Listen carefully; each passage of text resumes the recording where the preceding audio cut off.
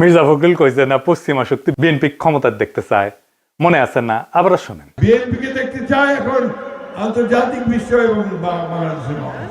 আচ্ছা, আপনাদের মনে ইচ্ছা আছে না ভারত কাকে বাংলাদেশে ক্ষমতায় দেখতে চায়? আমি আজ দেখামো ভারত কাক ক্ষমতার দেখতে চায়। কোন ষড়যন্ত্র তত্ত্ব না, একেবারে ফ্যাক্ট দিয়ে দেখামো ইন্ডিয়া কাক ক্ষমতার দেখতে চায়। তাহলে আমগারে কোনটি দেখা লাগবি? যে দেখা লাগবি ইন্ডিয়া মিডিয়ায়, ইন্ডিয়ান বুদ্ধিজীবীদের কথায়, ইন্ডিয়ান পলিটিশিয়ানদের কথায়, তাদের ডিপ্লোম্যাটিক ভাষায়, আর দেখা লাগবি আন্তর্জাতিক থিঙ্ক ট্যাঙ্কের নিরপেক্ষ বক্তব্যে। আসেন দেখি ইন্ডিয়ান মিডিয়া থিঙ্ক ট্যাঙ্ক কি করছে। থিঙ্ক ট্যাঙ্কি শুনলে আমার আবার গুয়ের ট্যাঙ্কের কথা মনে হয়ে যায়। যাই হোক, আসেন দেখি। প্রথমে দেখি টিভিএস এর একটা স্টোরি। মোটামুটি সবকিছু একসাথে করার চেষ্টা করেছে তারেক রহমানের দেশে আসা নিয়ে ইন্ডিয়ান মিডিয়ান নিউজ গুলো। টাইটেল দিছে Tarique Rahman home coming, a view from India. Tarique রহমানের দেশে ফেরা ভারতের দৃষ্টিতে। তারা বলতেছে এটা potentially game changing political moment, মানে রাজনীতির গতিপথ বদলাই দিতে পারে এমন মুহূর্ত। এখানে ওরা করছে, একটা পত্রিকা লিখেছে, ইংরেজিতে লিখেছে, ইংরেজি যেহেতু লিখেছে ঠিকই লিখেছে, তাই না?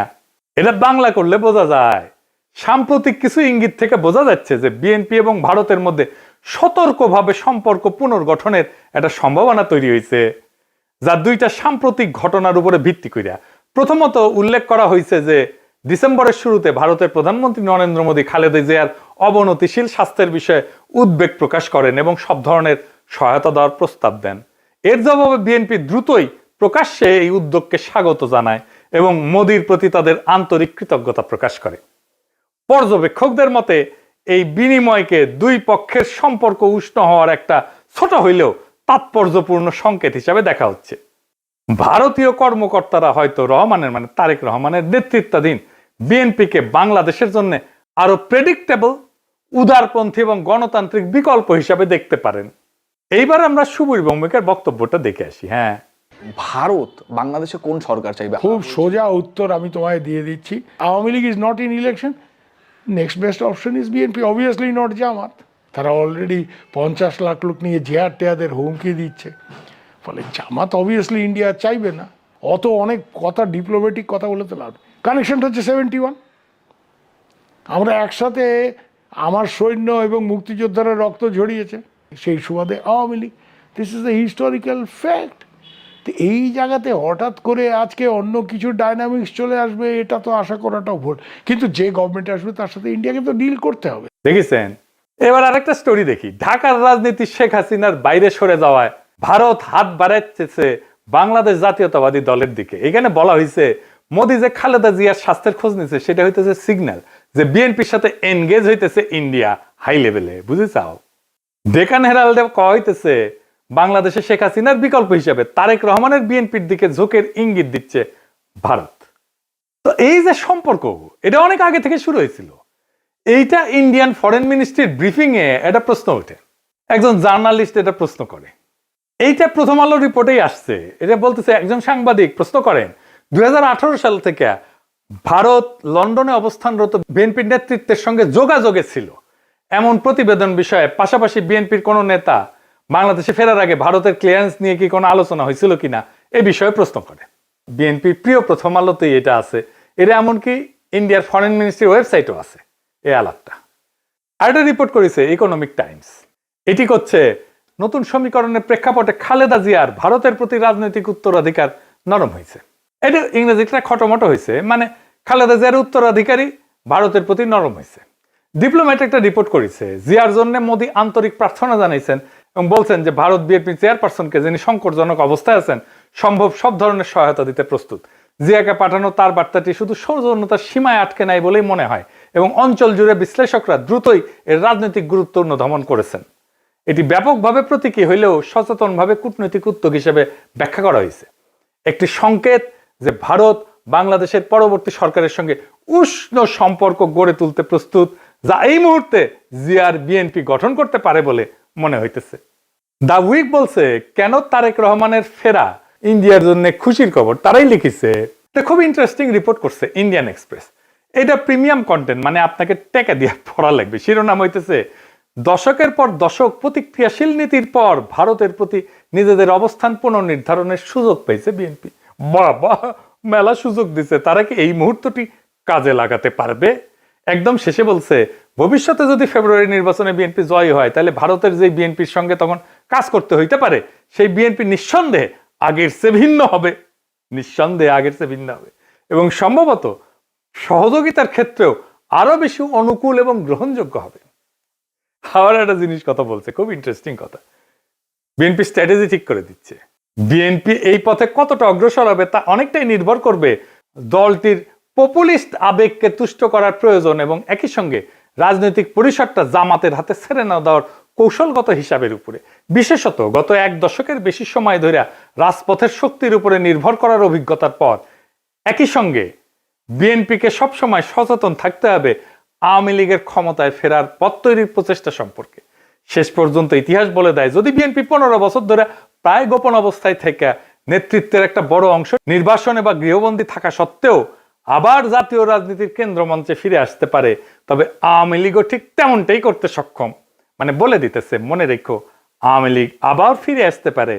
বাংলাদেশের রাজনীতিতে আওয়ামী লীগকে সমঝে ছিল। এইবার দেখি ইন্ডিয়ানদের বিদেশি পোর্টালে কি বলছে বিএনপি নিয়ে। ইউরেশিয়া বলতেছে, ইংরেজি যেহেতু কয়েছে ঠিকই গেছে, তাই না? ভারত এবং বিএনপি উভয় উগ্র ইসলামপন্থী জামাত ইসলামীকে দূরে রাখার বিষয়ে আগ্রহী। এর লক্ষ্য হইল ভারত বাংলাদেশের সাথে ক্ষতিগ্রস্ত সম্পর্ক পুনর্গঠন করা এবং নিষিদ্ধ আওয়ামী লীগের রাজনৈতিক বৈধতা পুনঃপ্রতিষ্ঠার জন্য একটা সুযোগ সৃষ্টি করা। বুঝতে চাও? মানে আওয়ামী লীগকে আবার ফিরে আনার সুযোগ সৃষ্টি করার জন্য বিএনপির সাথে কাজ করবে ইন্ডিয়া। এবার দিকে আন্তর্জাতিক সংস্থার রিপোর্ট, ইন্টারন্যাশনাল ক্রাইসিস গ্রুপ, এটা একটা স্বাধীন অলাভজনক প্রতিষ্ঠান, আন্তর্জাতিক সংস্থা বলে বলা হয় আর কি। এটা নিরাপত্তা বিশ্লেষণ করে, রাজনৈতিক অস্থিতিশীলতা নিয়ে রিপোর্ট ছাপে, বিশ্বজুড়ে সংঘাত এটা নিয়ে রিপোর্ট ছাপে। তারা গবেষণাও করে, মাঠ পর্যায়ের তথ্য, কূটনৈতিক নেটওয়ার্ক এবং বিভিন্ন দেশের রাজনৈতিক পরিস্থিতি নিয়ে রিপোর্ট প্রকাশ করে। এবং এই ইন্টারন্যাশনাল ক্রাইসিস গ্রুপ ভারতের উপর নিয়মিত রিপোর্ট প্রকাশ করে, বিশেষ করে কাশ্মীর, দক্ষিণ এশিয়ার নিরাপত্তা, ভারত পাকিস্তান সম্পর্ক, মানবাধিকার এবং আভ্যন্তরীণ রাজনৈতিক উত্তেজনা নিয়ে। এরা লিখিচ্ছে, এটিও মনে হয় যে বাংলাদেশের রাজনৈতিক শক্তিগুলোর মধ্যে এই দলটি ভারতীয় স্বার্থ এবং উদ্বেগকে সম্মান জানাতে সবচেয়ে বেশি আগ্রহী ও গ্রহণযোগ্য অবস্থানে রয়েছে। অতীতে দলটিকে প্রায় ভারত বিরোধী হিসেবে দেখা হইলেও সাম্প্রতিক সময়ে তারা নিজেদের অবস্থান সংযত করার উদ্যোগ নিছে, জামাতে ইসলামের সঙ্গে দূরত্ব সৃষ্টি করছে এবং আওয়ামী লীগ যে ধর্মনিরপেক্ষ রাজনৈতিক পরিসরটি আগে দখলে রেখেছিল তার একটি অংশ দখলের দিকে অগ্রসর হয়েছে। বুঝছাও? আচ্ছা, এইবার আসেন বাংলাদেশের ভিতরে ইন্ডিয়ান ইন্টারেস্ট কি বলে সেটা দেখি। বাংলাদেশে কারা ভারতের স্বার্থ রক্ষাকারী? বাংলাদেশের দুইটা পত্রিকা মূলত ভারতের স্বার্থ রক্ষাকারী, বন্দের আলো আর দিল্লি স্টার। এরা এখন তো বিএনপির ক্ষমতা আসার কথা বলতেছে, বিএনপির গুণগান এমন ভাবে গাইতেছে যে মনে হইতেছে এটার মালিক এখন বিএনপি। এরা যাকে ক্ষমতায় দেখতে চাইবে, মনে রাখবেন ইন্ডিয়া তাদের ক্ষমতায় দেখতে চাইতেছে। আপনারা দেখবেন প্রথম আলো, দিল্লি স্টার ক্রমাগত বিএনপির নেতাদের, বুদ্ধিজীবীদের লেখা ছাপতেছে।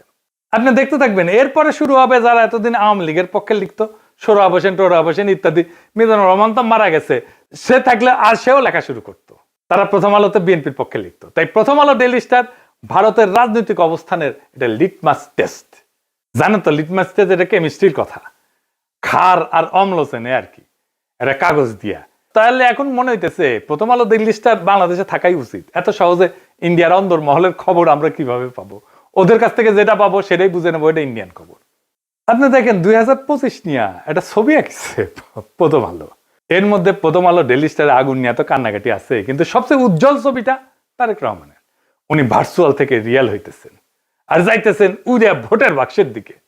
পিছে তারেক রহমানের বিড়ালের ছবিও আছে। প্রফেসর ইউনূসের পাশে গরিলা দুর্মুষ পেটা করিচ্ছে, কিন্তু হাসিনার ছবিটা দাদির মতো নির্মল, কত ভালো মানুষ। এই যে প্রথম আলো, ডেইলি স্টার, এইটা যে আওয়ামী বাকশালী ইন্ডিয়ান অ্যাসেট, কোনো সন্দেহ আছে এখন? এর মধ্যে খালেদা জিয়ার প্রতি সম্মান জানাইতে ঢাকা এসেছিলেন ইন্ডিয়ার পররাষ্ট্রমন্ত্রী জয়শঙ্কর। সে অন্তর্বর্তীকালীন সরকার এবং বিএনপির কয়েকজন শীর্ষ ব্যক্তির সাথে কথা বলছেন। কি ছিল তার চাওয়া? 1 নাম্বার, দুই দেশের সম্পর্কের মধ্যে যে উত্তেজনা সৃষ্টি হয়েছে তা হ্রাস করতে হবে। 2 নাম্বার, আসন্ন জাতীয় সংসদ নির্বাচনে আওয়ামী লীগকে অংশগ্রহণের সুযোগ দিতে হবে। কি আবদার! 3 নাম্বার, আওয়ামী লীগকে নির্বাচনে অংশগ্রহণের সুযোগ দেওয়ার জন্য প্রয়োজনে 12 ফেব্রুয়ারি নির্ধারিত জাতীয় নির্বাচনের তারিখ পিছাইতে হবে। এইটা প্রফেসর ইউনূস সরকারকে বলে গেছে। তারেক রহমানকে কি বলছে আমি জানি না, তবে অনুমান করি একই বার্তা দিছে। এই বার্তা কার জন্য? এই বার্তা অন্তর্বর্তী সরকারের জন্য এবং তাদের চোখে যারা ভবিষ্যৎ ক্ষমতা তাদের জন্য, তাদের সাথেই কথা বলছে। এখন একটা জিনিস পরিষ্কার করে বলা দরকার, বিএনপি এখানে কোনো চুজেন ফোর্স না ইন্ডিয়ার জন্য। তাকে যে পছন্দ করা হইতেছে তা কিন্তু না, বিএনপি এখানে কম্প্রোমাইজড অ্যাক্টর। তার মানে এমন একটা শক্তিতে সে রূপান্তরিত হয়েছে যারা আসলে ভারতের সাথে একটা কম্প্রোমাইজ করছে।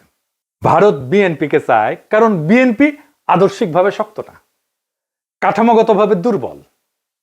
যেই দল 15 বছর টিকে ছিল নির্বাসনে, মামলা হামলা গ্রেপ্তার গুনখুনে, আন্তর্জাতিক সহানুভূতিতে, আমাদের মতো ইন্ডিভিজুয়াল অ্যাক্টিভিস্টদের মরাল সাপোর্টে এবং অ্যাক্টিভিটিতে, সে দল জানে ক্ষমতায় ফেরার জন্য কোথায় নতি স্বীকার করতে হবে। সে তারেক রহমান জানে তার বাবাকে হত্যা করছে ভারত, সে জানে তার মাকে ক্ষমতাচ্যুত করছে ভারত, সে জানে তার নির্যাতনও করছে ভারত, মাজা ভেঙে দিছে ভারত, তার মাকে জেলে দিছে, ইন্ডিয়া তিলে তিলে তাকে মৃত্যুর দিকে ঠেলে দিছে। আর এটাও সে জানে সে না পারছে এটা ঠেকাইতে, না পারছে নিজেকে রক্ষা করতে। তাই এই কম্প্রোমাইজ তার শক্তি না, এটাই তার দর কষাকষির পুঁজি। দিল্লির চোখে বিএনপি মানে এমন একটা দল যাকে ম্যানেজ করা যায়, নেগোশিয়েট করা যায় যার সাথে, এবং প্রয়োজনে তাকে বদলায় ফেলা যায়। এবং বিএনপিকে ইন্ডিয়া আস্তে আস্তে বদলায় ফেলতেছে, তারে আর একটা আওয়ামী লীগ বানায় ফেলতেছে। আজ ইন্ডিয়ার বিএনপিকে দরকার, কারণ জামাত অতিরিক্ত শক্তিশালী হয়ে গেছে। কাল আওয়ামী লীগ ফিরে আসলে বিএনপি অপ্রয়োজনীয় হয়ে যাবে, কারণ ইন্ডিয়ার কাছে বাংলাদেশে কেউই অপরিহার্য না, এখানে সবাই রিপ্লেসেবল। আওয়ামী লীগ চলে গেছে, এখন ধরেছে বিএনপিকে, বিএনপি চলে যাবে আর একজনকে ধরবে। তাহলে প্রশ্নটা ভারত কাকে ক্ষমতা চায় এটা না, আসল প্রশ্ন হচ্ছে বাংলাদেশ কি আবারও একটা কম্প্রোমাইজড অ্যাক্টরকে নিজেদের ভবিষ্যৎকে লিখতে দিবে, নাকি এইবার এমন একটা রাষ্ট্র বানাইতে চাইবে যাকে ক্ষমতায় রাখতে কারো দরকার পড়ে না, ইন্ডিয়ার দরকার পড়ে না, আমেরিকার দরকার পড়ে না, চীনেরও দরকার পড়ে না, যে নিজের শক্তিতে জনতার শক্তিতে ক্ষমতায় থাকতে পারে। যতদিন এই প্রশ্নের উত্তর না আসবে বাংলাদেশের সরকার বদলাবে কিন্তু রাষ্ট্র বদলাবে না, রাষ্ট্র একই রকম থাকবে। সেজন্যই দেখছেন না সংস্কার করতে চায় না বিএনপি, কারণ কম্প্রোমাইজড অ্যাক্টর দিয়ে কখনোই একটা সার্বভৌম রাষ্ট্র তৈরি হয় না, করা যায় না। ভারত কাকে চায় এটা গুরুত্বপূর্ণ না, প্রশ্ন হইতেছে ভারত যাকে চায় না সে কি টিকে থাকতে পারে কিনা। আমাদের এমন রাষ্ট্র করতে হবে, আমাদের এমন নেতা বাইছে নিতে হবে ইন্ডিয়া যাকে চায় না কিন্তু সে টিকে থাকতে পারে। ইতিহাস একটাই জিনিস দেখাইছে, দিল্লি যাকে ম্যানেজ করতে পারে সে সরকার দেশ চালায় না, সে শুধু সময় পার করে, সে শুধু সম্পদ পাচার করে, সে জনগণকে কেয়ারও করে না, জনগণের ভোটেরও দরকার পড়ে না। আজ দিল্লি যদি বিএনপির দিকে তাকায় তাহলে সেটা ভালোবাসা না, সেটা দিল্লির প্রয়োজনই। কাল প্রয়োজন বদলাইলে ইন্ডিয়ান ন্যারেটিভ বদলাবে, ইন্ডিয়ার পার্টনার বদলাবে, ইন্ডিয়ার ভালোবাসাও বদলাবে, মানুষ বদলাবে না। তাই আজকে সিদ্ধান্ত বিএনপির না, আওয়ামী লীগের না, ইন্ডিয়ার না, আজকে সিদ্ধান্ত বাংলাদেশের। আপনি কি এমন একটা রাষ্ট্র চান যে এইখানে সরকার ঢাকায় কিন্তু সেই সরকারের সার্ভাইভাল দিল্লিতে, নাকি এমন একটা রাষ্ট্র চান যাতে টিকায় রাখতে কারো প্রয়োজন পড়ে না সাহায্যের? এই প্রশ্নের উত্তর না পাওয়া পর্যন্ত বাংলাদেশে কোনো পরিবর্তন হবে না, শুধু ম্যানেজমেন্ট বদলাবে। আগামী নির্বাচন এই ম্যানেজমেন্ট বদলানোর নির্বাচন না, এটা আসল পরিবর্তনের নির্বাচন, ইন্ডিয়ার বলয় থেকে বাইর হওয়ার নির্বাচন। সেই নির্বাচনে বিজয়ের লক্ষ্যে আগান। আমাদের বর্ষা বিপ্লবের অসমাপ্ত কর্তব্য সম্পাদন করতে হবে এবং আমরা এমন কাউকে ক্ষমতায় বসাবো না যাদেরকে ইন্ডিয়া পছন্দ করে, যাদেরকে প্রথম আলো পছন্দ করে, যাদেরকে দিল্লি স্টার পছন্দ করে। আমরা এমন কাউকে ক্ষমতায় আসবো যারা প্রথম আলো, দিল্লি স্টার, ইন্ডিয়া সবার চোখে চোখ রেখে বাংলাদেশের মানুষের সাথে লড়াই করতে পারবে। ইনকিলাব জিন্দাবাদ।